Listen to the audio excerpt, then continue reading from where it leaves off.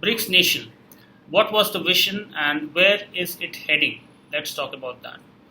Now, early in 2006, it started with four big economies: Brazil, India, Russia, and China, with the idea to create new economic order, something parallel to G7, and here to set up new development bank and something to serve the interest of these developing world which is growing, where the per capita is low.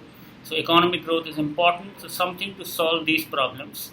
Focused on these, the idea was to set up, and it was set up, and meetings happened, and later on South Africa joined with a similar vision, and they have been carried forward this to negotiate, discuss, and provide solutions to these local problems of economic problems of per capita and other things, and even the strategic alliance to serve strategic interests of these countries.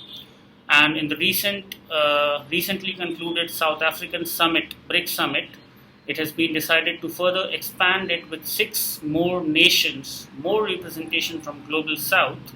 So from South America, we already have Brazil, and now Argentina is to be added in the group. From Africa, we already have South Africa, now additional representation, so it will come from Egypt and Ethiopia, from that continent. From Middle East, for the first time, we have Saudi Arabia and UAE, and Iran as well coming into this grouping. Now, it will be very interesting to see how this functions, which country drives it. Speculations are that Chinese might want to drive it and create something like a something parallel order in terms of economic order, and something parallel to the Western institutions being set up, be it World Bank, IMF, and others. So here the idea is to set up something to serve the interests of these countries. But beyond that, so till that, India is on the same page, and other nations would want to achieve that.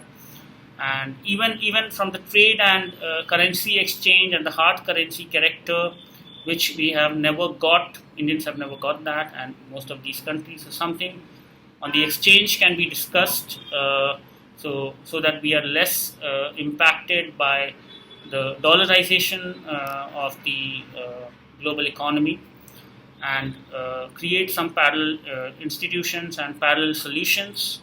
It will bring more stability as well to the global order. So these things can be solved by the BRICS and BRICS Plus. And in addition to this, strategic interests can be protected of the global south and all the members. And overall, it can act as a balancing force in this global order. When we see most of these institutions and arrangements, be it G7 and others, G20 as well, is all conceived in the West.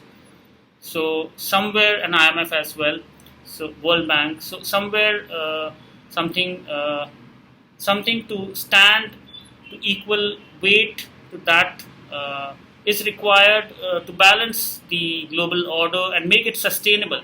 So from that perspective, the BRICS Plus can provide that stability and that democratic character of the global order. It is just members needs to be careful that it doesn't go in the wrong direction, this strategic alliance, and it needs to focus on the economy, increasing democracy in economic order of the world, and creating welfare for the region, for the members, and creating the right vision for the 21st century, which in a way needs to be aligned, democratically aligned with the global thoughts, which we are putting across in G20 and other forums as well. So with that idea, it can go good. Otherwise, taking it in the wrong direction and making it something, a bipolar environment, will not serve the right interests. Thank you.